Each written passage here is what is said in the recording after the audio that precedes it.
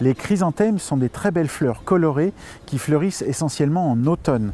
Alors ils sont parfaits pour fleurir un balcon, une terrasse, mais aussi utilisés au jardin, dans les massifs, en pleine terre. Chez nous, ils sont plutôt associés à la Toussaint, mais il faut savoir que cette fleur, qui est originaire de Corée, est devenue une plante culte au Japon, et là-bas, elle symbolise le bonheur et le plaisir.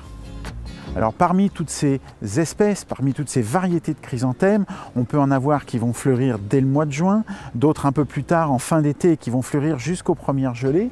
Les fleurs ont des formes très différentes, on peut avoir des fleurs simples comme des marguerites ici ou doubles comme ces petits pompons, mais il peut y avoir des fleurs beaucoup plus grosses avec des pétales incurvés, des pétales récurvés, et surtout il y a une gamme de coloris assez incroyable puisque ça va du blanc au rouge en passant par les jaunes, les oranges, et surtout ce sont des coloris très lumineux. Et vraiment, pour cette saison au jardin, c'est vraiment extraordinaire d'avoir des fleurs aussi lumineuses, aussi vives. Idéalement, il faudrait les planter au printemps.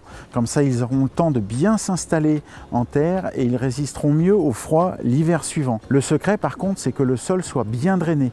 Il ne faut pas d'eau stagnante au pied du chrysanthème, sinon il y a de grandes chances qu'il ne reparte pas.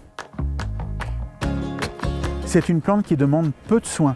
Vous n'arrosez que lorsque le sol est sec et vous supprimez au fur et à mesure les fleurs fanées, c'est à peu près tout ce qu'il y a à faire. Une fois que la floraison est terminée, on le rabat, on le paille et normalement vous le retrouverez en pleine forme l'année prochaine.